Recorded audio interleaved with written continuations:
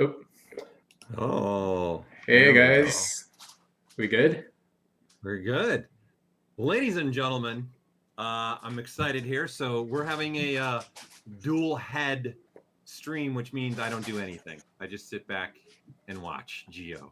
So you guys are seeing, I would like to welcome Gio Nakpil to our first ever ZBrush Masters stream. So first, obviously, we're going to do some audio checks just to make sure we're good to go. Obviously, I know you guys can see his screen and see him. So this is Paul Gabriel talking right now with Pixologic. Gio, if you want to just say hello real quick to make Hello sure. guys. Thank you for joining me. Can you hear me good? Yep, I hear you fine. So we'll double check to make sure people streaming in can hear everything's good. Okay. If anybody can just thumbs up. All right, I got a yep already on Twitch, so that's Cool. good. All right, looks like everyone can hear us well. So for those that don't know Gio, why? Why don't you know him? Why? But yeah, why? So Gio has been in the industry for years. So he used to work at ILM for 12 plus years. He was working at Valve as well for a couple of years, and he's currently been at Facebook for the last 6 plus years. So Yeah. Gio has got a lot of knowledge that he's going to share with you guys today. If you're not familiar with his work, I'd highly recommend taking a look at his work, and you're going to see some amazing stuff today from him. He's going to be going through some processes in ZBrush. I don't want to talk that much because I want Gio to take over, but just so everyone knows, I will be keeping an eye on the chat for you all. I will be answering any questions that I can, and where I can find questions that'd be good to interrupt Gio and throw them at him, I will do so. So by all means, if there are questions coming up during the stream, continue to just throw them in chat. I will monitor those for you and try to filter as many as I can to Gio, where it also will fit perfect with where he's talking about in his stream. So Gio, I want to hand it over to you now, and Okay. they've already heard me talking, so I'm going to hand it over to you. Okay. Well, again, thanks for joining me, guys. And just want to since this is my first live stream, I wanted to kind of keep it a little bit on the looser side rather than too much of a, process-driven kind of a teaching thing. But like what Paul said, if you have any questions, just ask him. He'll ask me, and I'll try my best to answer as I'm doing the work. So I figured just kind of take you guys quickly through my my body of work here. Just starting off with my film work. As Paul said, I was at Industrial Light and Magic for 12 years. And the last project I worked on there was the Avengers, and I was able to supervise the build of the Hulk and also actually build the Hulk. So, it's a very proud project for me since I've always been a big Hulk fan all my life. So, again, just breezing through this, so we get to the good stuff with ZBrush, War of the Worlds. Again, big show because I'm a big Spielberg fan growing up in the 80s. This one was from Spiderwick. It's a very important creature for me because this creature was where I first collaborated with whom I consider to be my mentor, the guy who taught me most of what I know in terms of forms, Carlos Huante. So it was petrifying to work with him because he's a perfectionist, and it was a hell of a time working on this creature. He busted my ass, but I think in the end, he was happy, and I'm all the better for it because, the quality definitely I felt showed on the screen up there. It's, we were really happy with the result of this creature. Just gliding through my personal work here. So this is just kind of like a smattering of my works in ZBrush throughout the years, but some of them are going to be sort of relevant to what I'll be talking about in this live stream, which will be all about forms. Just to tell you a little bit about my philosophy with forms, I always really believe that the importance of a 3D model or a sculpture is dependent on forms, on clean forms, no matter how detailed it is with surface detail. For me, the readability of forms should always play of importance over anything. And that is what I try to do with my work, is really pay attention to the bigger shapes. May it be creature or human anatomy. I always pay attention to how tight those forms are. You know, it's not just a matter of forms in static or forms in T-pose. I always have to think about, you know, are they tense? Like, for example, this arm that's outstretched, is it tensed up? If so, then, you know, there's going to be a lot more points of contrast with how the muscles pinch versus something that may be a little bit more relaxed. So always paying attention to all that, and we'll touch on that a little bit on the demo part. I love figurative sculpting, male nude, female nudes, you know, you name it. You know, it's just good practice for me to try and replicate the feeling of skin over muscle and bone. This was from a Kong Skull Island where I was able to work with Carlos. This was not the version that made it in the movie, but being a Kong fan as well as a Hulk fan, this kind of was a big checklist off my list. I like to do grotesque stuff like this one. This is a very sketchy version of the previous model, and I love this aspect of the work, as you guys will see later, where, you know, I'm pretty much conceptualizing form in a very loose manner. Ogre design here.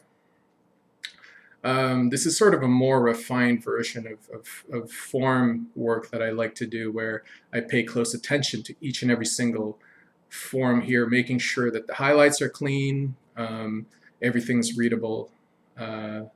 This was a fun one, deceptively simple, but it was actually really hard to do. I saw a picture of a dried up pig's head in some market, and I was really intrigued by how the form language looked. And, you know, typically when I work on something like this, I would like spend maybe 2 hours just on this one area, obsessing about how these network of forms interact with each other. You know, the hierarchy, the what is above, what is below. You know, it's not all just in one plane. You have to establish some form of insertion, and that kind of stuff really fascinates me with form. You know, sketchy stuff here. I love sketchy stuff. A lot of my pieces are sketchy stuff, but when I do get into detail, and when all the form is worked out, like if you squint your eyes, you know, my hope is that you could still see and read the bigger shapes. And once that is established, that's when I start putting in the detail, because that's when the fun time begins. You know, it just lends the detail work to a better flow if you establish a lot of the bigger forms beforehand. So that's the carrot I dangle myself, the detail. I'll show you my process for detailing later, so I don't want to kind of talk too much about that, but just kind of touch on it just a little bit. Again, weird stuff here. Sort of some demon creature with a lot of growth. And I want to talk about abstract shapes before we go into ZBrush. What are abstract shapes?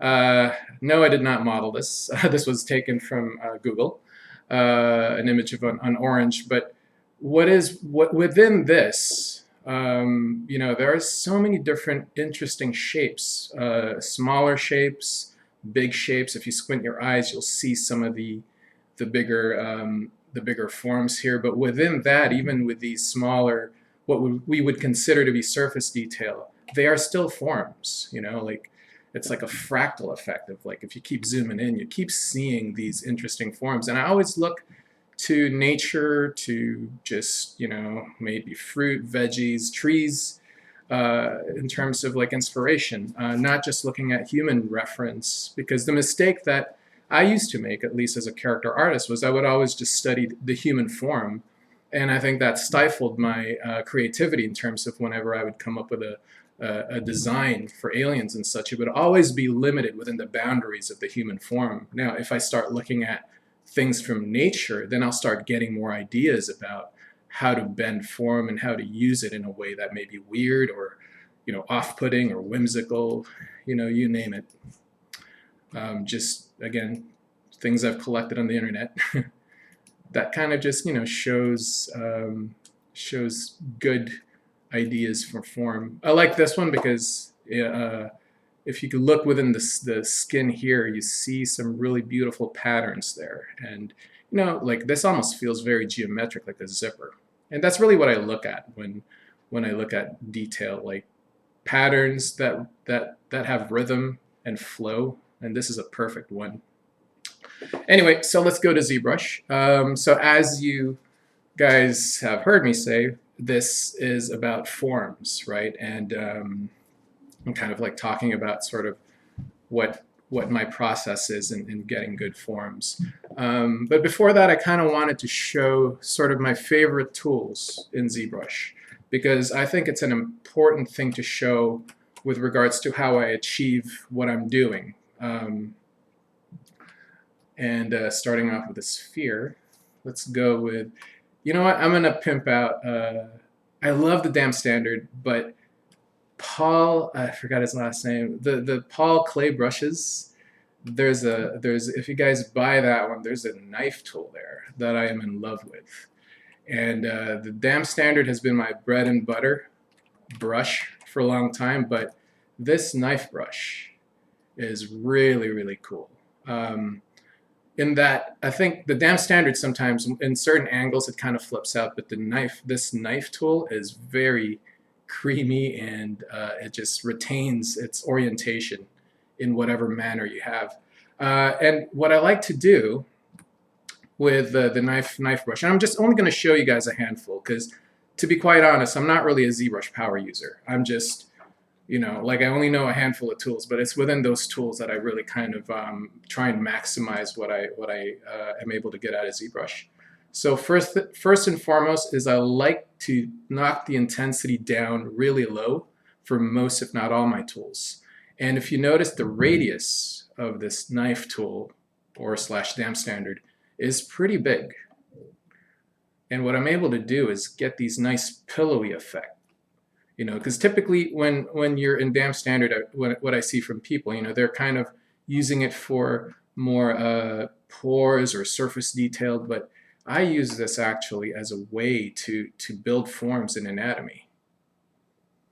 So, and then from there, clay buildup is another one of my favorites, knocking that down to about 3. And with clay buildup, having gone through the knife tool here as sort of a way to kind of block in my forms, I use the clay buildup to reinforce it with further refinement to you know, the flow of how these forms would interact with each other. And the way in which I like to use the clay buildup tool is if you guys notice, I like to create these strokes that accentuate the cross section of the forms, which gives it a fuller, more fuller kind of feel. Like if I do that here and then smooth, and sometimes I blend between the midpoints so that, you know, that line is not consistently sharp. I'm trying to get a semblance of skin rolling over it. And then what I might do with a knife tool is pinch both ends here to kind of signify that there's a pinch point here, and skin over these two forms. So that's a good way to kind of simulate the impression of skin rolling over your shapes, like say here. You know. So Gio, that brush that you originally started with, just the people were asking about that was Pablo's digital clay pack? Yes, brush? Pablo's digital clay pack brush. Yeah. And okay, the name of the brush is Knife Sharp Control. Yeah, if you want to hover over that just for a moment, and they can see the little icon, so they can see what nice. Yeah, I'm pointing at the screen like you guys can see it. Yeah, it's Knife Sharp Control. So there you go. That's the brush system that he was referring to when he first started. Yeah. And I put a link in the chat for you guys as well. Cool. Lastly, the move tool. It's pretty much the move tool. I mean, no brainer there. It acts like your hands, right? But again, what I like is, I like with all the other tools, if you notice, the radius of my brush is really big. And I think I tried to figure out why that is for me mentally, and it's because I'm able to move things around like a Bezier curve, right? Like if it's small, then it introduces wobbly silhouettes. But if I have a big brush and I'm just kind of nudging things, I'm a stickler for clean silhouettes. I don't ever want to introduce any wobblies, as I like to call them. So I'm always moving things around with big brushes, um, gouging things with bigger brushes or bigger radiuses. The bigger it is, if you like, the way I see it is I like to think big in terms of just the operations, because as you're thinking big, you're dealing with primary shapes and then kind of adjusting accordingly as you get to the smaller shape. So you'll notice my brush radius kind of decrease in size the more it goes. But in this phase, the early phase, it's essentially a big radius. So those are the tools. Like if you notice, that was only like what, 3 or 4 tools, including the smooth tool, and that's what I use essentially. Pretty much for the most part. There's certain brushes I may use specifically, but in terms of my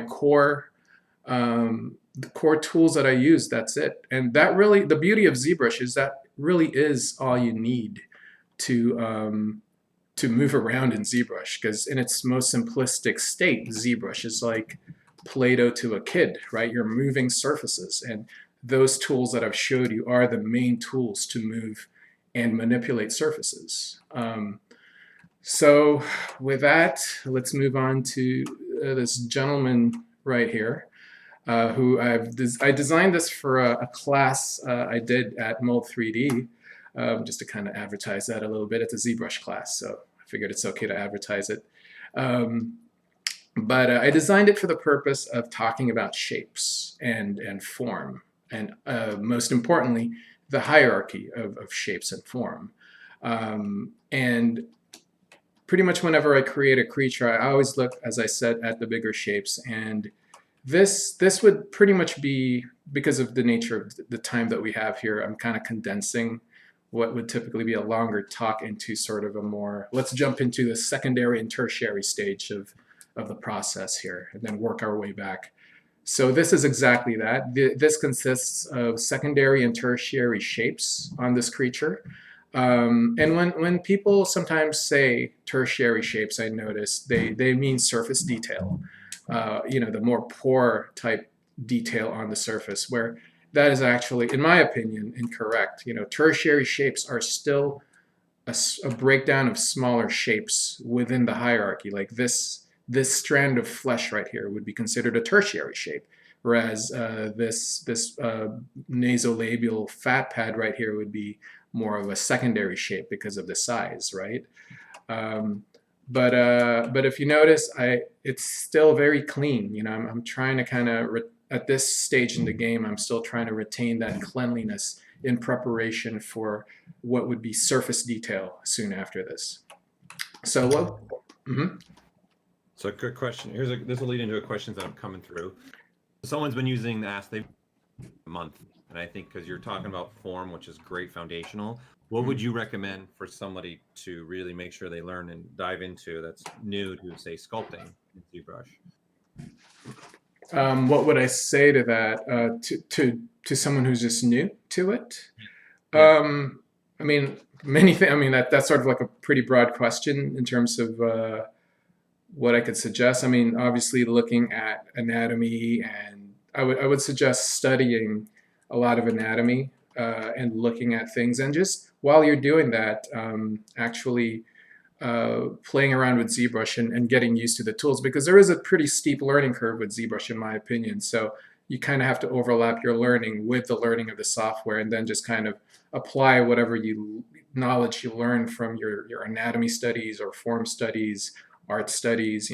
Take a lot of classes from more traditional artists, I would say, so that you'll really learn the basics and the concepts of what I'm talking about. This has been kind of taken from many versions similar teachings from different sculptors. So I don't know if that answered your question, but that's a little hard to kind of answer because there's many paths you can take with regards to that. Like it'll all depend on what you yourself, what style of teachings you kind of gravitate towards. But I Sure. would say definitely, like keep learning ZBrush, getting used to the tools, because the more you learn it, the more you're used to it, the easier it becomes, so that you're able to apply a lot of your knowledge that you pick up from outside of ZBrush into ZBrush, I guess. Right. So I guess that leads into another great question that somebody was asking, actually, that Mm-hmm. obviously you being a ZBrush master yourself and the years of experience. Not a let me I appreciate it, but I don't like to be called a master, because I feel that is, yeah, a master to me is like Michelangelo. But thank you, I appreciate the sentiment. So what takeaways, maybe having to work with Carlos, did he give you any specific advice and notes maybe that helped you? Because you said you got to work with him and it was you were a big fan and working with him on the various projects you did. Was there something that stuck out to you that Carlos even mentioned to you and gave you advice for? It wasn't so much like a solid advice that I remember. It's just the ability to see things in a way that is just so detailed and just well trained. Like he's got such an amazing eye that I would really try and look at what he's looking at and learn how he sees things. I mean, obviously, I can never match it, but it was just that interaction where I was able to, and the way he would say things and explain to me things like the hierarchy of forms. This is something that I pretty much learned from him.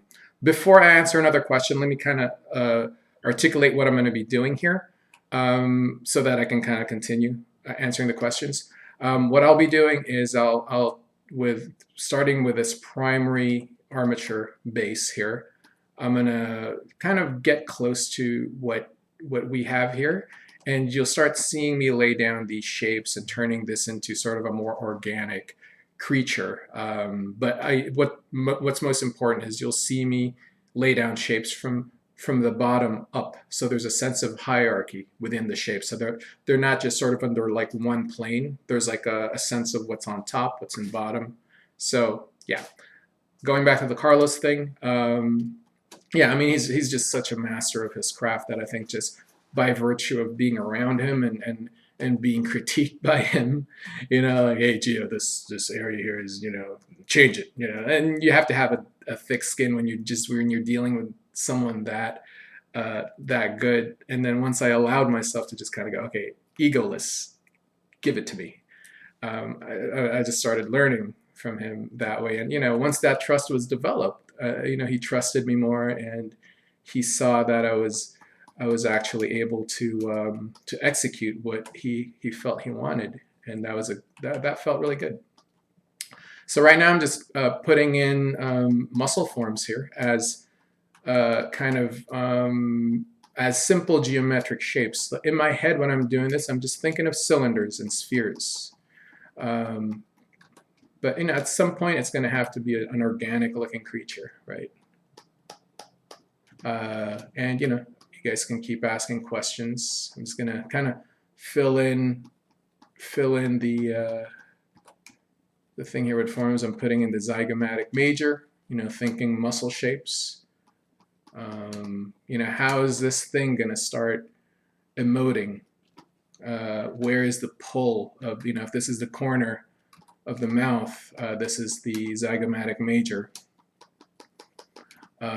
Where is that, in the anatomy, so that when I start putting all the other stuff on top of it,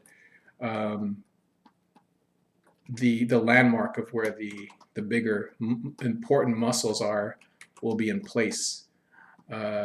So I'm making sure to put in all these muscles before I put in the what do you call this? The nasolabial area, fat pad here. As you can tell, I'm a little rusty when it comes to my muscle names. So I'm just going to kind of work fast here, being kind of cognizant of my time to start putting in some semblance of eyes. And I'm not going to totally take this to this level. What I kind of wanted to do at some point is switch to the other face and show you guys detail, you know, how I would detail a form, and then switch gears and maybe I'll do a head from scratch. You know, it's like after we get to a certain point here. Man, the sun is in my eye right now in front of me. I don't know if you guys could see. It's kind of a glare here, kind of like putting my head down. So I'm using the knife tool to really start accentuating and breaking down further the forms. Like I'm starting to introduce sharper planes. And it's not going to look exactly like the other creature. It's not the intent here, but you know. So say these same muscles are already in place here. Now it's time for us to start putting the form that is on top of all that. And that's the beauty of the clay buildup brush. You know, true to its name, it really does build up nicely on top of other forms. If I'm sounding a little rushed here, guys, I'm sorry, because I kind of am. We only have like a short time with each other. But, you know, please keep asking those questions if things are unclear or you just want to know something. Is there any anatomy books that you recommend or any resources for learning the anatomy a little bit better and having an understanding of it? Yeah, there's actually a very good Instagram account, Anatomy for Sculptors. They do really good work. I mean, in terms of books, let me just knock down my Z intensity here. The sun is in my eye right now, so kind of like crouching a little. In terms of books, there's a book by Elliot Goldfinger. It's like I believe it's like a black book. Yeah, black. Yeah. It's called ZBrush. Anatomy for Artists. Man, you guys are taking over everything, aren't you, Paul? Yeah. ZBrush. So you. Oh shit. I can put it in the chat. Yeah, yeah.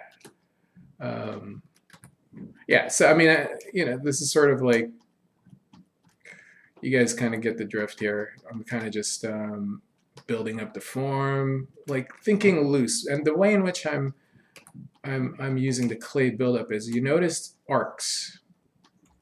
You know, I tend to avoid very static strokes like that. I'm always applying things in arcs, you know, unless there's a stretch, right?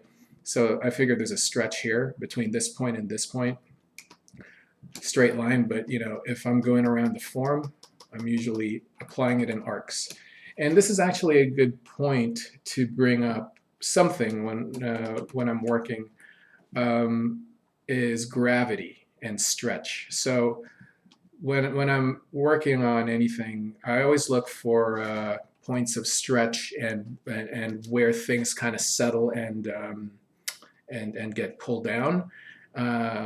Case in point with this one, you have this upper part of the face, which is a rigid skull, and then you have this mound of flesh with this big maw that he has with all this fat and whatever else is in there, dragging all the skin down towards that mouth. And with that thinking locked in my head as I'm working on this, it actually informs just how I execute the strokes that I have, because you know, as you can see with this strand right here, that's a stretch mark that is caused by the mere fact that the skin is being dragged down by all this mass. So you know, try to think of your pieces that way. Maybe if it's a young character or you know, an old ogre, what is the nature of the structure? You know, is it, and what is the skin like? Is it saggy? Because if it's saggy, then there's gonna be more pull and more influence on how that stretches, and really that that adds so much to your piece. Like I'm looking at this silhouette right here, this arc, you know, like if in my head, if this is pinned here, this point, and the rest is being dragged down, what does that arc look like? It's not going to be curved. It's probably going to be a little straighter, you know. And then it's, you know, I'm kind of like tracing it, how it kind of drags, how the weight drags down to the moss. So there's probably going to be more of a settling of oops, autosave, of shapes here, you know, kind of like a water balloon, as I like to call it. I mean, I kind of exaggerated it there, but you kind of hopefully get the point. And that's with everything, you know. You have to think of all these shapes as things that interact with each other. They're not just there for design purposes. They behave and interact with each other to a level where you have to account for it. Like say, let me see, like this shape would be cool if, you know, that shoots in at the back of this form right here. So I did a mask and a move tool, and then I'm going to accentuate that interaction with the clay buildup. You know, maybe puff up this area a little bit, because, you know, I'm imagining this is pushing this fleshy part out there. So that's what'll create the illusion that it's being pushed. So yeah, I mean, that's essentially what I'll do in this stage to get to this point of the secondary shapes here. Let's see what time it is. 6:33. Yeah, so let's move on to, so say, you know, imagine we had all the time in the world. I get this to this level. I start adding the secondary shapes, establishing the hierarchy and all that stuff. And then we're now, oops, let's start off with this one. We're now left with this guy. So I'm going to start refining him from this point on. And whenever I'm in this part of the game, I'm essentially just going to start looking at the shapes and accentuating what's there. You know, right now everything feels a little bit too soft.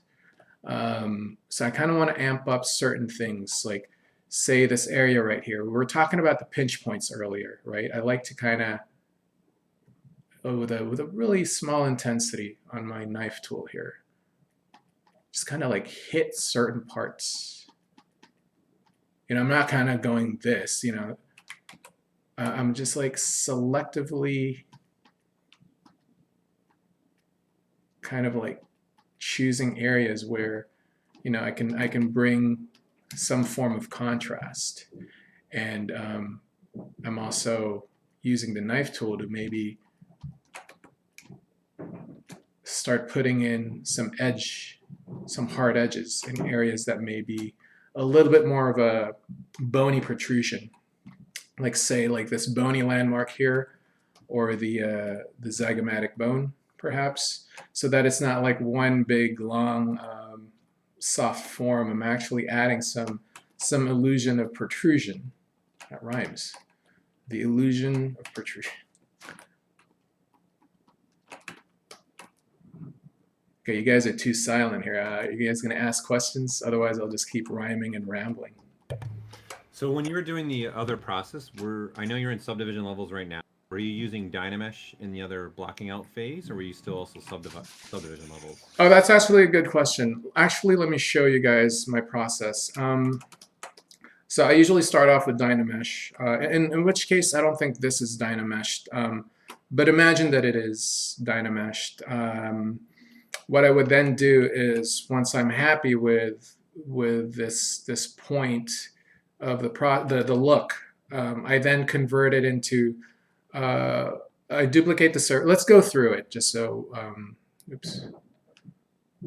So working with Mr. Primary Form here, I'm going to duplicate this geometry. Say this is still a Dynameshed mesh. And then what I usually do is I convert it into a ZRemesh model to get better topology.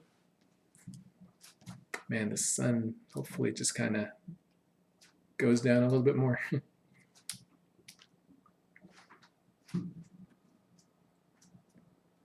So wait a little bit here.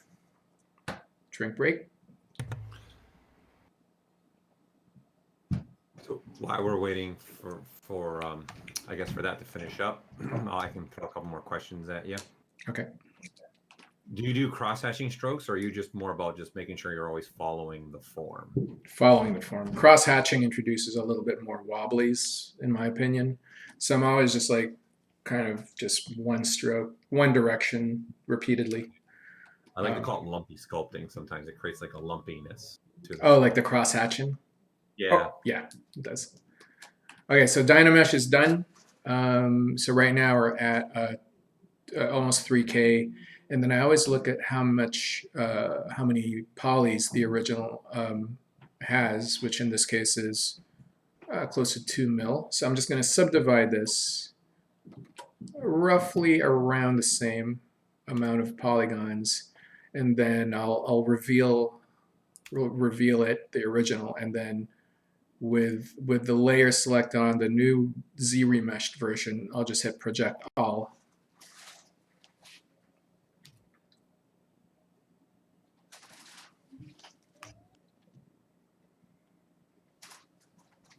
And now that it's projected, I can delete the original. And now the mesh that we have has a subdivisional hierarchy with better topology to work off of.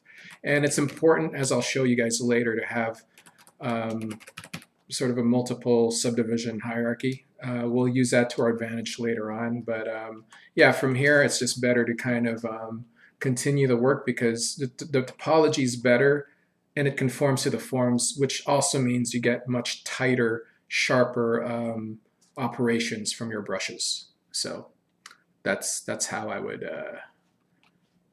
do that. Okay, let's go back to our original or our secondary / tertiary shaped creature here. So I'm just gonna, the name of the game right now is to just make this look as good as it can. Like, pretending that, okay, this is now the refinement phase where it just needs to look as damn good as it possibly can. Let me just save this really quick just in case it crashes. Okay. And I'll just, keep working at it, and you guys keep asking questions. So what I'm doing is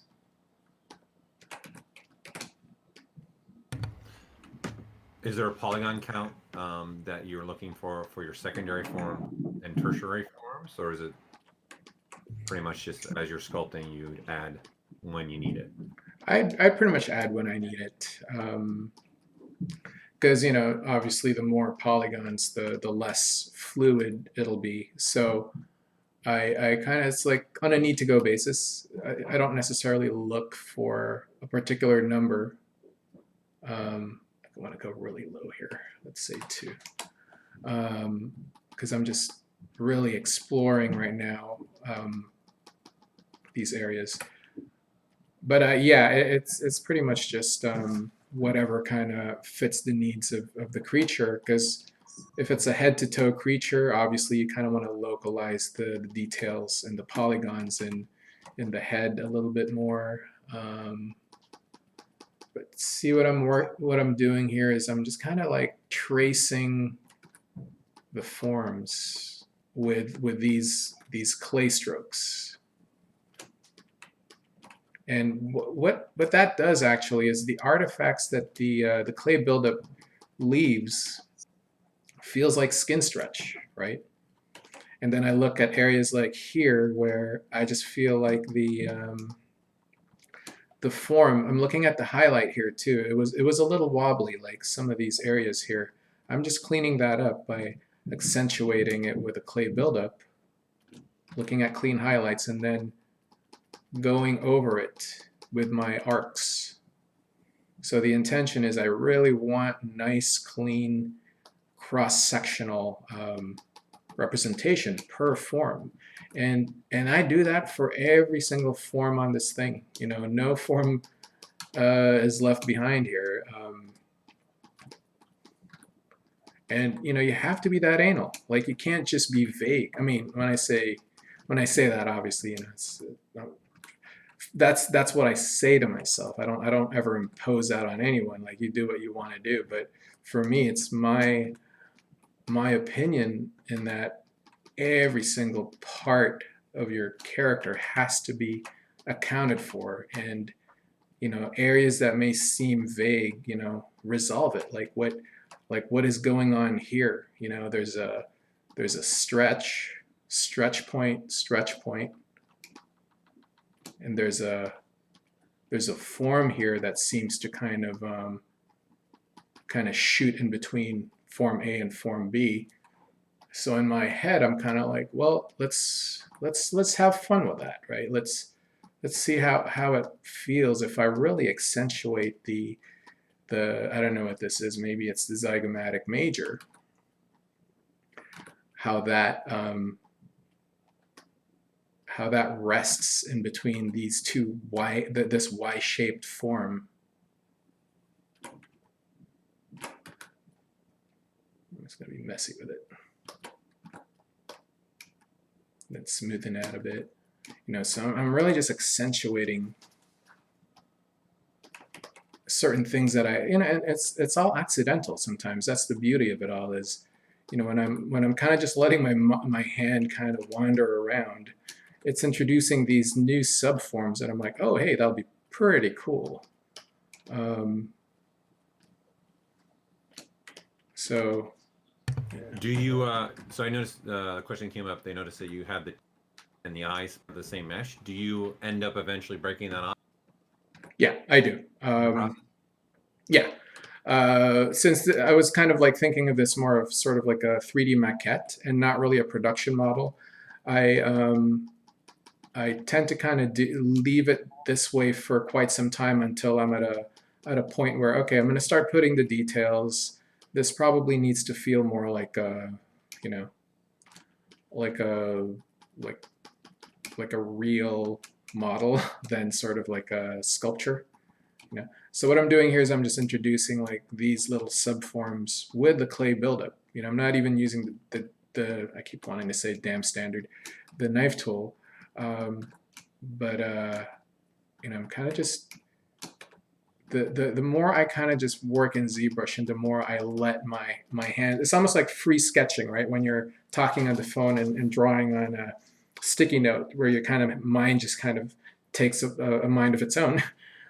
That's sort of what I'm doing here. You know, when I'm kind of just exploring the surfaces, it's almost like, am I really thinking about what I'm putting there? I mean, I'd like to think yes, but it's almost like my mind, my hand has its own kind of opinion on what should be there, and for the most part, I kind of tend to just trust it. You know, you have to kind of be a little bit more freeing with how you work, because when I used to kind of stop it and overthink things, I feel like my designs and the flow on the surfaces felt stifled, felt stiff.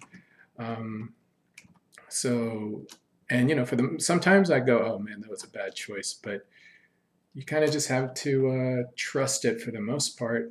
At least for me, you know, in my opinion, it's led me to good places whenever I would just almost just shut off a part of my head, part of my brain, and kind of just be a little bit more lucid with things.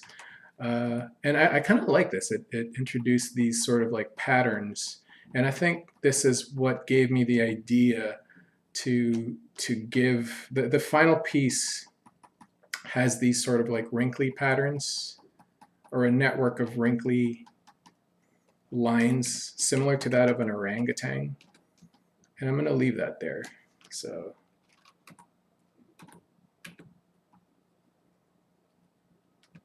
what time is it? 6:46. And then let's go switch to the knife tool here. And so I'll start being a little bit more obvious with maybe compression marks here. And then we'll start getting into sort of like a more surface detail type thing. You know, that is a tricky thing because for me at least, you know, it's like, where the hell do I start? You know, it's like drawing on a blank sketchbook. So there's always that kind of fear of like, oh, that first mark has to be perfect. So I'm just kind of finding things to accentuate. And, you know, I'm also careful at this point. This is a very dangerous point, I have to say, because I can get carried away and start in introducing a lot of these forms, and then it breaks the primary and secondary shapes, the readability, the thing I've worked so hard for to retain. And if that's the case, I actually am feeling that that's the case right now. If I zoom out, you know, there's too many forms right now that sort of have a similar level of contrast. It's a bit too amped up, and I'm definitely not liking it. So this is where the subdivisional history comes in handy. So if you go down, lower subdivisions, maybe around here, and then use a mixture of the clay buildup. I want to kind of fill in some of these areas up again to get that semblance of skin on the surface. And then so what happens is if you go back up to the other, the higher subdivisions, you sort of retain some of the forms that are there. So yeah, that feels a little bit better. When you're doing all these, you're starting to put in these tertiary details, are you always doing it by hand, or also use stencils and images to do any detailing as well? You got to remember, tertiary detail are still form-based, so I wouldn't use any stencils for that. It's all by hand. I'm pretty anal, a pretty anal guy, so I would even, for surface detailing, as you'll see later, kind of do that stuff by hand. I mean, I'm kind of odd in a sense that I'm more drawn to sort of the hand-curated stuff.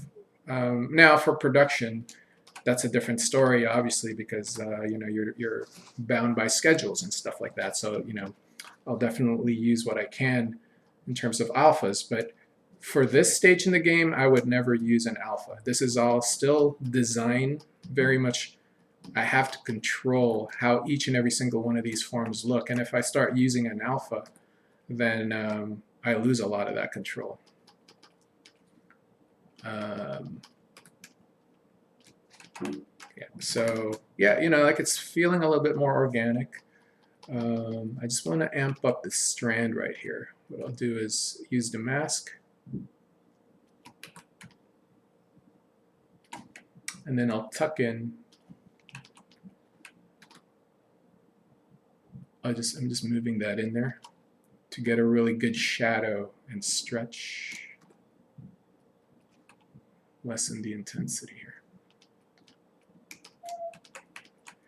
Yeah, so let's say, you know, this is sort of, you know, I would probably spend like 3-4 more days on this one, but let's say it's good to start doing some surface detail on.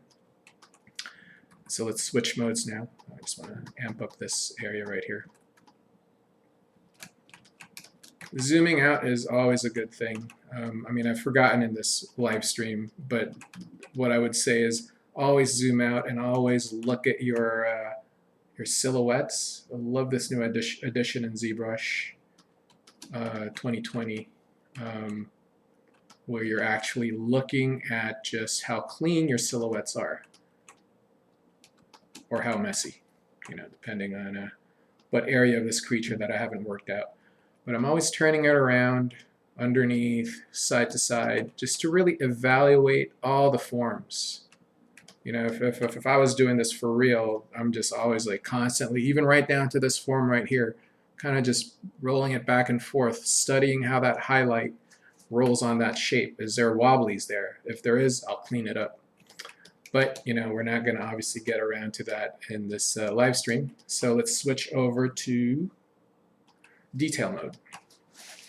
Okay, so for detailing, for me, I like to use the knife tool or the damp standard, but it's always tricky where to begin, right? Like for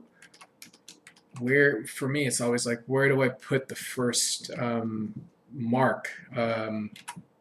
So let's jack this up to like maybe 6 instead of 3. Yeah. So what's been useful for me is to kind of, like when I'm designing the forms, I typically have a flow in mind, right? Like each forms should hopefully blend in and out of each other. There's a certain rhythm to how they kind of transition from one to another.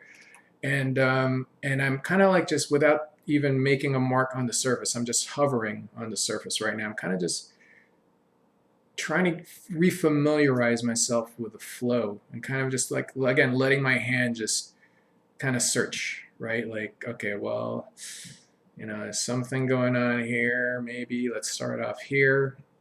It feels like it wants to start around here somewhere. So what I'll do is, if you imagine this to be sort of the analogy I like to use is that this is a highway, and the highway splits up into different exits. So, or say a river with different kind of branches, from that one road right here, which is a big intersection point. It's a big freeway, considering, it's between two big forms right here. From there, you can imagine a network of wrinkles kind of just spreading apart from it. And when I'm doing these wrinkles, I'm actually adding a little bit of shakiness to the stroke here. So kind of just keeping in mind that I'm trying to go along sort of the direction, or the sort of the grain of the form, similar to how I would apply the clay buildup brush. I would probably do the same with these wrinkle marks here. Again, I'm just kind of like doing it really fast here. But typically, I would really focus on each of these so that it's a little bit more elegant.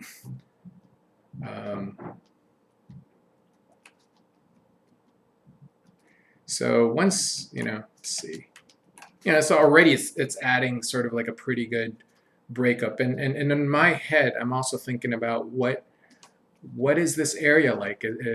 Sort of like maybe like, how cows or bovines have this particular type of skin on their maw, and maybe that's the vibe I'm looking at. And so I'd probably look for references before I'd even start.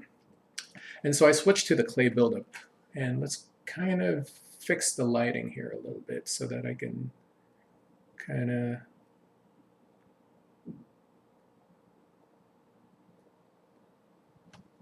see better.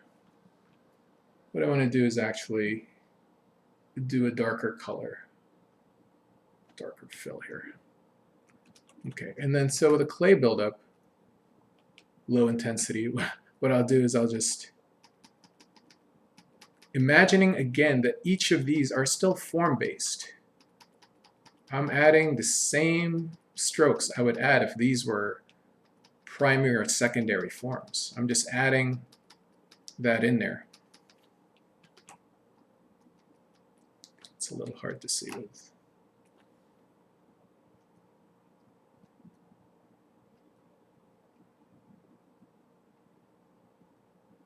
Let's say that. There's still compression areas here that'll be fun to resolve. You're just kind of dealing with smaller shapes, but like say around this area, I'm adding fullness and compression. And it really does make a difference when it comes to giving dimension to your surface detail, right? And this is the kind of work I can just do just with headphones, kind of just half my brain turned off probably.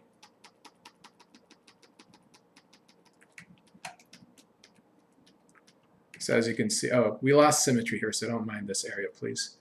But as you can see, you know, we're getting some nice fullness around here.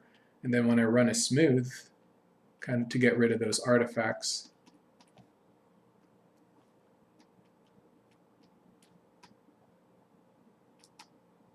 you're getting some nice organic looking areas there. And then what I like to do on top of that is I like to use a mask, an alpha mask. Oops, sorry. Okay. Knock that down to like a really low setting, maybe too low, just to add that extra layer of noise that my hand just can't replicate or do. You know, that extra level of undulation. And then what I like to do sometimes is under masking, I go to mask by cavity. Oh man, I hate this one. I have to mess around with a curve. Oops, reset. I always have to kind of guess like if it's a mixture of intensity and, oh, there we go. We're getting a good gradient, soft gradient here. I inverse this. Actually, yeah, let's inverse this. I'll click off view mask. So there's a mask here right now, and I kind of want to pick and choose what areas to maybe, with a move tool that's set to a low intensity, push in, just to kind of really heighten certain areas.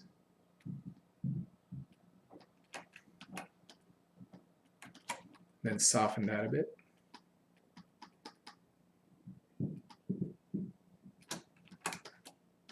Okay, yeah, so as you can see, you're getting really good organic shapes there, and then on top of that, like it's a very layered thing. You know, that's why I always like to study makeup effects artists like Kazu or Steve Wang. You know, their surfaces just have this really nice organic look to them, and I'll you know, probably start adding with a higher intensity, sort of a more kind of like a stippling approach. Or if you guys have any pour stamps, you know, you can kind of start putting that in here. So I'm just going to kind of like start doing marching ants. And when I'm doing this, I'm not just doing it willy-nilly. I'm actually also thinking about the direction of the pour and the stretch of it. So if I feel like the drag is this way, I'm not going to do my mark this way. I'm going to do the pours according. Again, imagine marching ants marching out of the highway on the roads, right? It's just kind of like following the flow. So I would just do that kind of, and then I would accentuate or lengthen the marks in areas of stretch, and maybe like when it's kind of going around the form, it's stretchier, and that also affects the specular highlight. But in areas that are a little bit more at rest, maybe it's just like regular pores. So, but you know, that's sort of like a layered approach. But that's sort of my how I would approach surface detail on that front. So a question's been popping. How do you handle bony landmark, especially when, say, it could be a different shape besides just a round shape, like say elbow, Okay. knees? Yeah, actually, let's do it around here in this area. Say this area, and let's detail this out a bit so I can also show sort of some benefits of the subdivisional history here.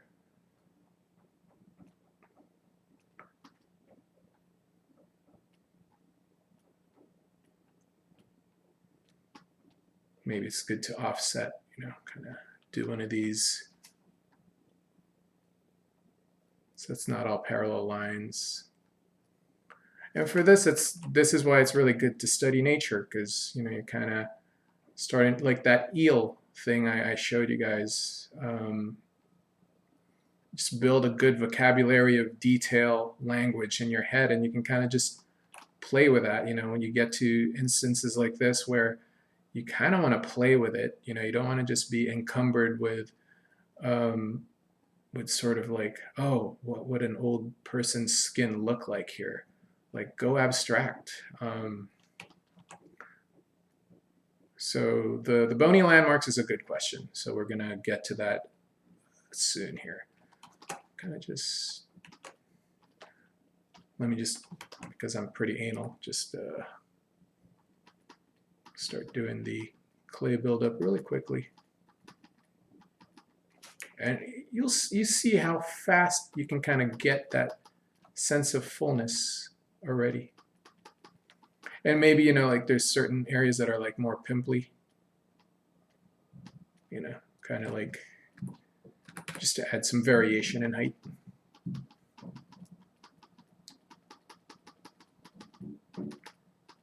So say we're like,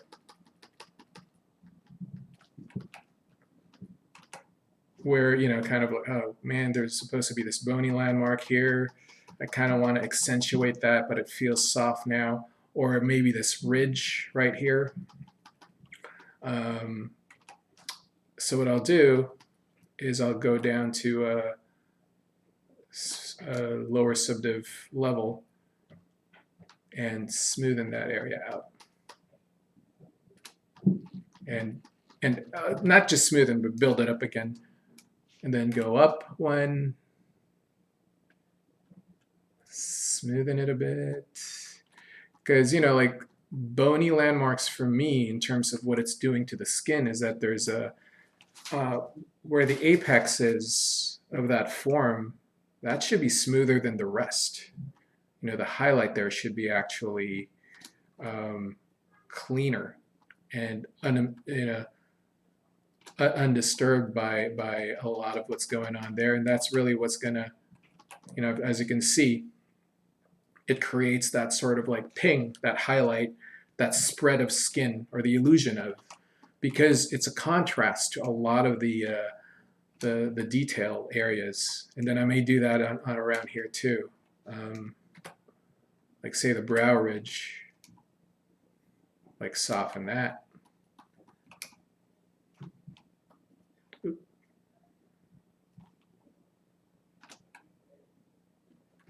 And then when you go up to the higher subdivision levels,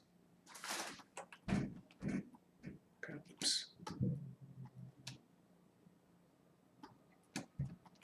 So you're creating a nice, swoop. And for me, like when I look at that, that looks like a hard bony area that the skin is sort of rolling on top of. And you always want to kind of think about that throughout the entirety of your piece. Obviously, there's going to be a lot less of that here because all the flesh is sort of settled there. But a lot of that bony area would probably be here, because it makes sense since all the skin is being pulled down, right? And what I like about creatures is if there's a lot of contrast like that of areas that are maybe like harder or skinnier and areas that are fatter. And that's just a lot more interesting to look at than if everything's sort of like in one homogeneous looking level of detail, right? Like think about it that way instead of just, oh, detail, detail, detail, same amount of form, same depth, vary it up, vary it up. That's very important. Any other questions? Because I can then take a pause and maybe switch gears and do a head from scratch or something. Yeah, I think you kind of answered the question I was going to ask. Someone was asking, what are the most common and clear mistakes you see artists starting out do, and what pitfalls should they be looking out for? So I think you were kind of even saying it, what you were just saying as well. Yeah, I mean, based on my own observation, and I kind of don't ever want to impose my opinions on any artist, because every artist, like including myself, always have a path and learn from my mistakes. So, but what I would say though is, like the key things is maybe be open to other ways of looking at things. So if someone tells you maybe your sculpture is a bit too detailed, look at it and go, wow, okay, I wonder what that means. Maybe I can preserve some of the detail that makes it me, gives it my own look, but kind of mess around with how I would kind of relax a little bit on the detail stuff. So a lot of the things that I see are essentially more sort of like there's a bit too much going on. If the artist only kind of maybe relaxes a little bit, and it's just sometimes a matter of smoothing certain areas to amp out the readability, like what I did here. Then it just takes it to another level. I don't know if that answered the question there, but yes.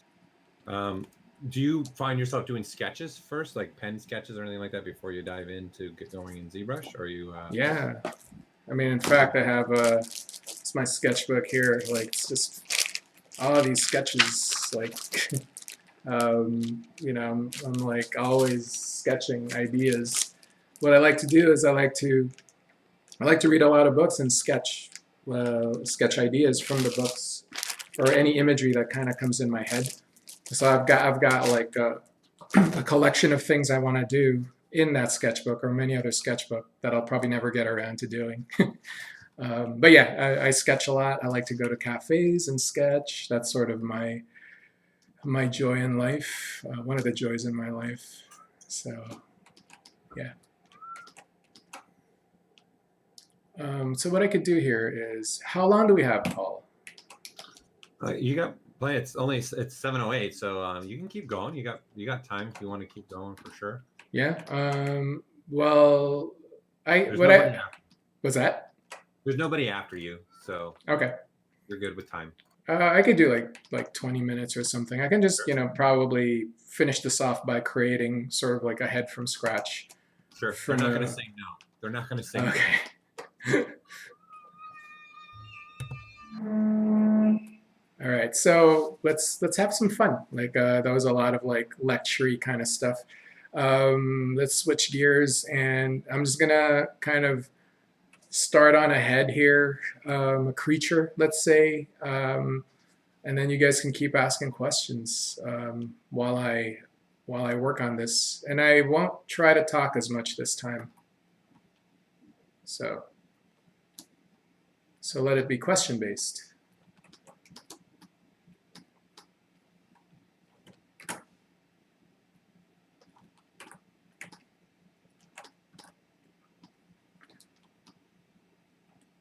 So, well, since it's quiet, let me just kind of explain what I'll be doing. I kind of want to do sort of a creature in sort of with a roaring expression. Those are always fun because it's not a static default face. Muscles are activated, so there's tension, there's compression in a roaring creature. And I would highly suggest as just an exercise for people to do that. Kind of just like think about like forms in motion, right? Like what are they doing outside of just like a standard riggable face that's default. And as you can see, I'm just like being very broad with my strokes here. This will be the inner gums. This is the main head. Oop, come on, ZBrush. So I figured Let me increase the intensity of my clay buildup here. Kind of a creature do we want? Maybe an alien of some kind. Sort of Carlos Wante-ish creature-y thing.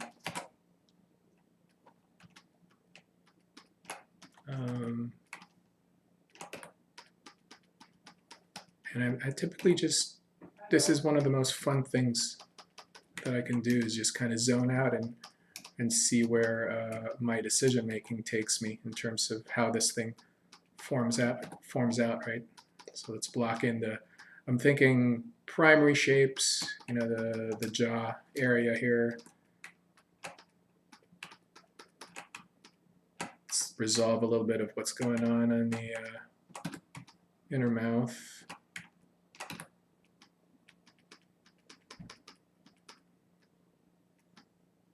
What I like to do is under brush, auto masking, back face mask, so that it doesn't kind of obliterate the other side when I'm working on thin areas.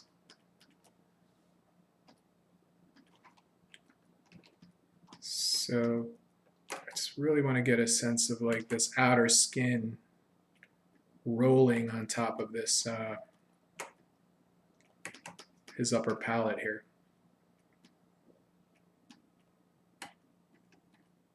And then when what did I mention about earlier about stretch, thinking about the stretch from this point to this point, there's a strand of flesh here that I kind of really want to get the sense of tension on.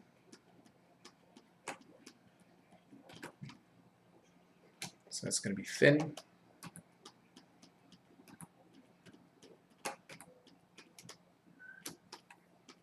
Just kind of start putting in shapes there, and I know that you guys are probably thinking, well, he's not starting off with primary shapes and then secondary shapes. That was just to illustrate sort of the importance of those shapes.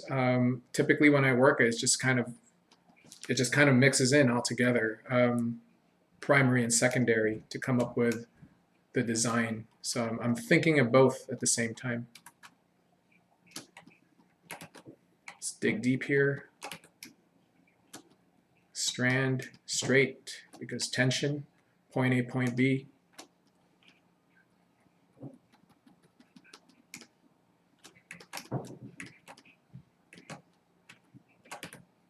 Let me adjust the light here.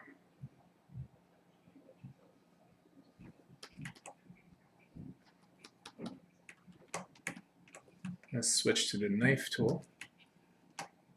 Let's start indicating some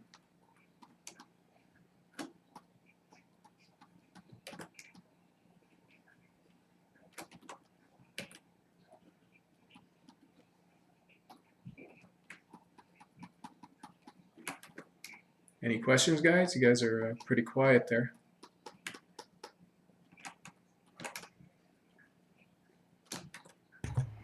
Sorry, I was typing out things. Oh, yeah. To them and trying to answer what I could as well. Yeah. So there's a question, and there was a good question that someone previously asked a couple times about abstract shapes, using abstract shapes. How are you? Do you have any tips for making abstract shapes and making them work within design so it doesn't become like a bunch of just random blobs? So I guess what you're doing right now is, you're shaping out your mesh in your design right now. So I guess yeah, actually, you know what? Let's go switch gears here. Talking about abstract shapes, this was definitely one I created with that in mind. And I think, what was the question again, Paul? Like, how do I use it so that it doesn't become just another? How are you using abstract shapes when you're working so that it doesn't just become a bunch of blobby items on the mesh itself? Easy, thinking of it still as respecting the hierarchy. Primary forms, secondary forms, tertiary forms. I'm always, maybe abstract shapes or human anatomy. It's the same thinking. For it to not look blobby, you're always you always have to be aware of the strength in the forms. You know, is it invading too much on the bigger shapes? Because even if this is a human, you know, non-abstract shape character, I'm still applying the same thinking. So yeah, I would say just make sure that it's readable. Like you're not introducing any wobbliness. You know, the forms are tight, the highlights, and you know, with that you're good. You know, if and once you kind of start getting used to that way of thinking, it becomes very empowering because you can just use that to any type of creature that you want to do. Maybe creature or you know nude human figure. Like right now, I'm adding what I'm adding here is more abstract shapes, right? Like maybe from the eel image that I showed you guys. I'm like my brain's like accessing that in my at the back of my head, and I'm like, okay, well, and I'm just kind of applying that here based on what the information of the surface is telling me. Like, okay, that would be a pretty cool thing to do right here. That sort of eel reference that I remember. You know, once I start putting these sort of more alien-looking skin details here, and then from there, I'm like, okay, this kind of is taking me somewhere here that I'm liking. There's a swoop here, and maybe with this swoop, there's sort of like an outer membrane here that'd be cool to add. And again, abstract shapes, right? I'm kind of like, but you know, like whenever I introduce something new, I always have to resolve why that's there. I'm not just going to kind of leave it vaguely there. I'm going to kind of go, okay, so it goes here, and then from there maybe it gets pulled. It kind of ribbons or twists around here.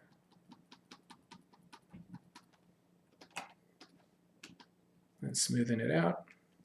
So there's a reason for that shape to be there. And maybe even then, I'll go one step further and go, okay, maybe, again, abstract shapes, right? It'd be cool to start putting in some nodules in there, you know, something fun to really accentuate. I mean, you see that a lot in, you know, in nature, or, you know, Carlos does it in his stuff, like these little cool accents or rhythmic details that you see in his work or in nature.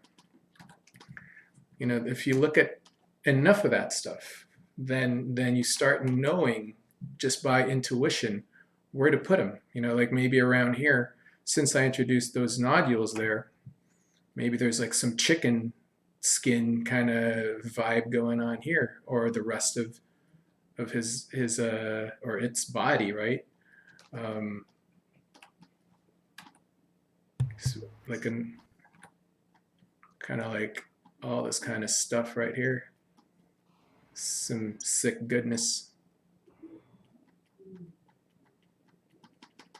So there's a contrast of like maybe there's a separation of like this membrane separates this sort of kind of like how your neck has a different kind of skin than the rest of your face. There's more sort of like a modeled vibe to it. Maybe that's what's going on here in my head.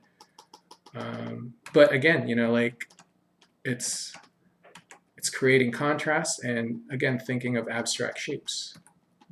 And I'll just have fun with the rest of this thing, kind of thinking about, okay, well, that area is this vibe. What about here? Kind of like, you know, on our cheeks, it's a different network of pores.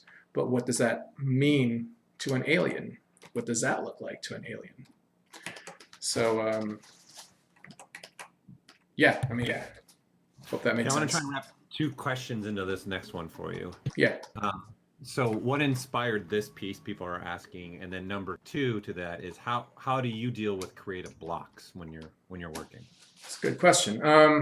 What inspired this piece? I don't exactly know. I think I was drawing something, and I kind of like the vibe of oh, I know exactly. This was like years ago, and it was remembering Poltergeist 2.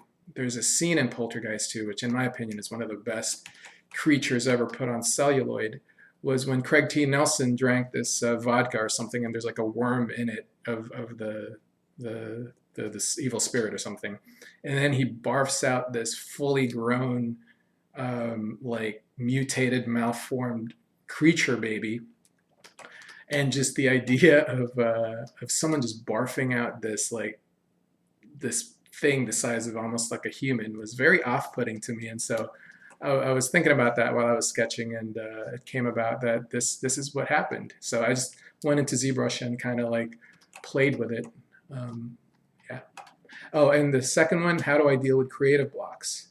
I just write it through. I mean, I don't personally, for me, I just don't know any other way to deal with it, and I could kind of go through like months of being blocked creatively, sometimes even a year, and I think the worst you can do is to feel guilty about it and to give yourself a hard time, which I did before, and I still do to a certain extent. But you know, and then what I realize is that you can't control it. You know, at certain points in your life, you're at a block because of a reason. May it be you're overworked, you're stressed, you're just, you know, your mind is not in the state of being creative.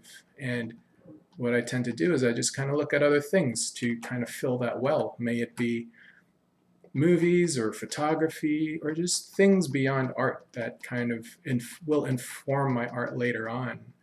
And it's totally okay to be blocked. You know, that's a natural thing, at least for me. So you'd mentioned you were sketching, and then that kind of gave the inspiration to this drawing. So the question, how do you see ZBrush techniques echoing in 2D drawings? So do you find your techniques kind of crossing over a little bit, stuff that you do drawing wise, you kind of find ways to do that digitally in ZBrush?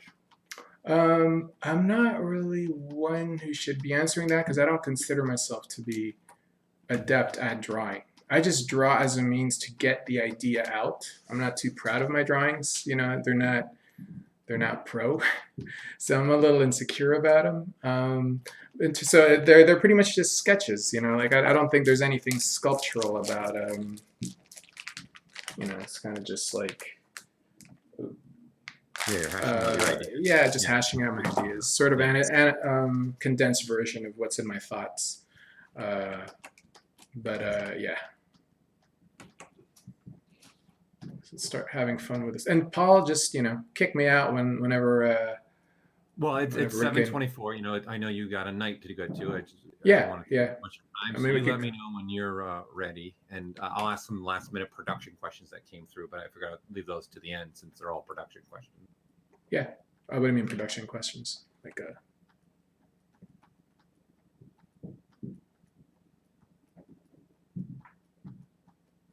Yeah, I mean, we can call it, I mean, we can stop at any point, I guess. You know, like at this point, I'm just kind of having fun with this thing. I can kind of just keep going at it. Do you jump a lot between projects, or do you focus on one and see it right to the end? Or do you find yourself jumping from sculpt to sculpt? I tend to kind of babysit a bunch of different things sometimes because, like, right now I'm kind of working on many different things, and I think it's just how my brain works sometimes. So that when I get tired on one thing, I'm kind of like, oh, let me just jump onto this other. Because I kind of get distracted easily. Like, oh man, I'm in the mood to do sort of a more cartoony style and kind of stretch my my skills that way, or do photography or something, right? But when I'm really into a piece, though, I kind of like hunker down and really try to see that through. Otherwise, I'll never finish anything, as is evidence with a lot of my works. You know, they're just kind of like gray shaded models because I tend to jump on many different things, not really too focused on much piece. But I'm trying to change that. So is it? Go ahead. Are you always working in perspective mode too, or do you it goes in and out of perspective mode? Oh, I didn't even. Yeah, I think typically I just do perspective. I didn't even notice for this one, but yeah, for sure, perspective mode. Okay, so as far as production goes in your years of experience, do you have any advice for certain things that you look for in portfolios from artists to get them into the studio and work with the team? Is there anything that stands out, portfolios that really people should be aware of? Yeah, I think for portfolios, what I look for is consistency. So I would say if there's a lot of things there, like say you put in hard surface, you put in fully textured character in an environment, and if say 90% of that looks amazing from concept to character, the rest is like so. My opinion would always be driven by the not so good aspects of the portfolio, just by nature of like, oh man, it kind of ruined that amazing model from because of the maybe like too noisy texture work or something. So what I would suggest is really be honest with yourself and go, well, I'm not really good at texturing, so do I really want to mar this model with subpar texture work and risk the the integrity of the model? So I would just really hone in on like just what your strengths are, and I know that companies probably look for like a wide breadth of skills, which is, I know that is the reality of it, but I would just make sure that if you do put a fully textured look dev character there, that each and every single one of those aspects are ace, and you are confident. If not, take it away. If you're not confident about the textures, strip it away. Just leave the model there. Make that model look as good as you can. Because judging from what when I look at portfolios or when my colleagues look at portfolios, that is the consistent thing that we always say to those portfolios that are like, oh man, if only that texture wasn't there, it would have really sold that model, so yeah, keep that in mind. Did you find when you guys were looking at portfolios, did it help or benefit when the person's portfolio had a bunch of various styles? For example, they had some realistic stuff, and then they had cartoony stuff. Is it better just, hey, if I'm going to apply in your case when you were at ILM or Valve, give me what we're working on kind of style. So like if I'm working at ILM, I would want more realistic, not cartoony. Are you finding that it helps having both those styles within a portfolio, or? Personally, I think creatively it shows sort of the flexibility. So I would say places like ILM, I would probably not include too much of the style that ILM is not known for. Like maybe, I would not include any of the Pixar-y style there. But if you're applying for a place like say for my team, I'm looking for someone who can do like the whole gamut. If you're good at like this type of style to realistic to whatever, it shows me that you're just a damn good artist who can accommodate all these other styles, and it doesn't matter what I throw at you, you'll be able to do it.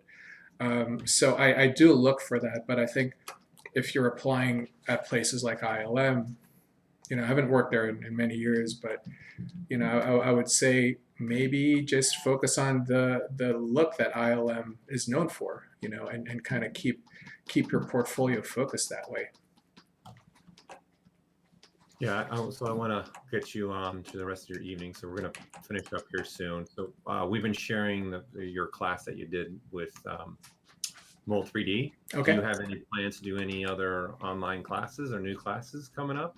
Or you're still busy right now? I do plan on getting back to sort of a more feedback-based class structure, kind of like the version of that class I did was very popular, where I actually did feedback, and students would give me their work. I would like video myself going over them, which I actually experimented with in my Instagram account. I was taking people's works and kind of like recording myself kind of working on top of their work, and that proved to be really successful. So I want to kind of get back into that, but as always, there's always like it's always based on my schedule and things are busy. So Right. Sure. yeah. I have to ask this question just because it kind of also leads into when you're sculpting. Yeah. Number one, do you listen to music? And then Omar is asking, what's your favorite Tribe Called Quest song? Oh man, it's got to be anything from the Low End Theory. Oh no, actually, Midnight Marauders. A War Tour, Electric Relaxation is very, very relaxing. So I mean, I think Omar and I were supposed to go to like a concert with Wu-Tang and like all these like old school heads, but I don't know Is why that we what you listen to when you listen to that stuff when you're sculpting too? that and I mean classical music. It varies, but I mean I grew up in the not 90s, 80s, but I was in my high school in my 90s, so that genre of music is really special to my heart. Yeah. Yeah, but hey, Omar, how's it going? Yeah, I can't work in complete silence. I have to have some kind of noise. Yeah, yeah. Either other people are there, or kind of just rocking to music or jazz. I love jazz too. Any kind of music really that'll kind of set the mood. Sometimes it's weird. Like I would be working on this kind of stuff and I'd be listening to like Belinda Carlisle or something. So Back and forth. don't judge. Yeah. No, man, I'm all over the place too when I'm working and listen to music. Yeah. It's all over the map. Whatever, I just, like I said, I need to have something going in the background for myself. Yeah, it's just gets the mind going, especially for this kind of work. I'm kind of always usually like classical music probably because it's based on the flavor of what I'm doing, right? This is very like contemplative, like, oh, okay. Yeah. So, I do a lot of movie scores too myself. yeah, those are great too. I'm not gonna lie, sometimes with Shawshank Redemption, I'll just put that on repeat, and it plays like 8 times. I'm not watching it. Mm-hmm. I just know the scenes that are in my mind. So. Yeah. Like, background noise from movies. The Matrix is a good one. Oh, nice. Yeah, that's good. Yeah. So. Well, I want to get you on with your night. I appreciate you spending time with us. So for those that joined us for this stream, thank you. This was the very first ZBrush Masters. So I wanted to thank Gio. So Gio, thank you for doing this. This is amazing. Thank you. Yeah.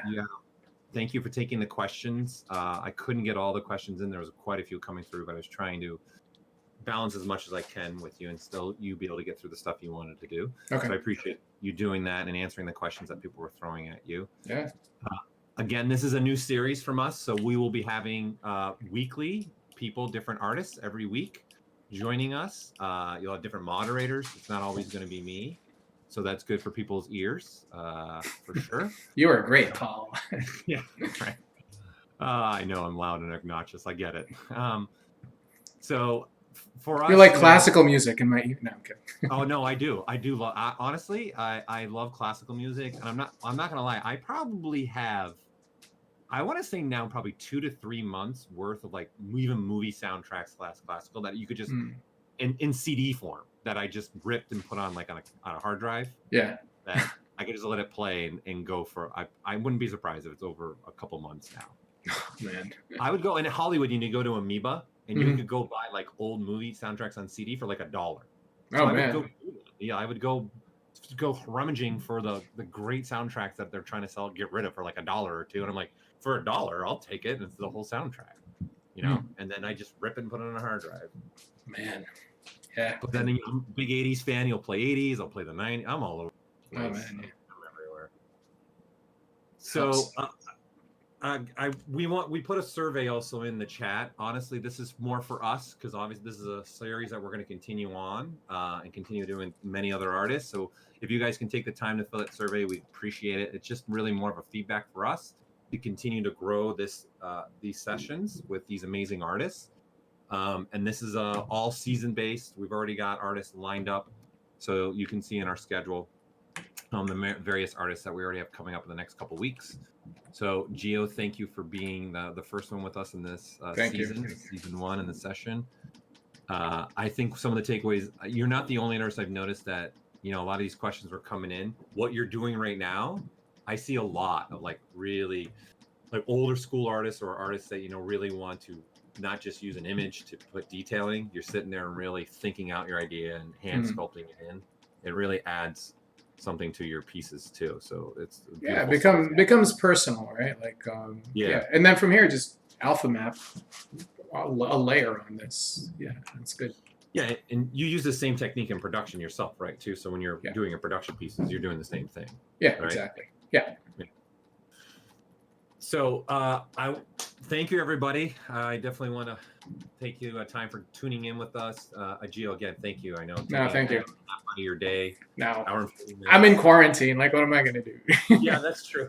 I honestly, I just totally forgot that we're all in quarantine right now because I just got so enthralled just like trying to look at what people are asking and watching you. I totally forgot that we're all in quarantine. Look at me. I'm touching my face now. I've washed my hands. So. So I'm gonna go into my living room now and watch my next binge watching show. Okay. All right. Actually, that should be the last question. What are you binge watching right now? Oh, Ozark right now. Oh yeah. What season are you in? Season 1, it's kind of like a tough one to get through, but I hear like season 3 is good, so I'm kind of trying to slog through season 2 to get to season 3. And Devs is also actually a really good one. I think the final episode is this Thursday for Devs, so I binge watch that, or not binge watch, but I watch that. Yeah, I look forward to it. So. I'm in Ozark too. I'm still in season 1 myself. I started watching it like over a year ago, and I just never got back into it. Now I'm getting back into it because of quarantine. I've actually been enjoying Hunters. I heard about that one too.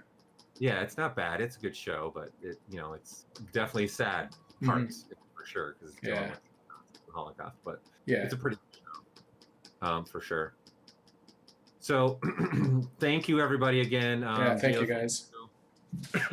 We'll let everyone get on with their evenings or their days. Thank you again for attending, guys. I really appreciate it. And stay safe. Like, that's the thing that everyone keeps saying, but I mean it from the bottom of my heart. Stay safe and be happy and creative and just share art. That's all we can do in this time, I guess. So has things changed for you with quarantine? Do you still work the same way right now for yourself? Like yeah, I sit on my ass and do ZBrush. Nothing's really changed, to be honest. So, yeah, it's the same, It's pretty much the same for you, yeah. Yeah, trying not to worry is the only difference. So. Right. Yeah. Not to stress out. So I put the schedule in the chat right now for you all too, so you can click the link and you can see the upcoming streams. And again, too, I want everybody to know, besides the ZBrush Masters that we're doing with all these great ZBrush artists, ourselves, Pixologic, we're doing more streams because of this quarantine as well.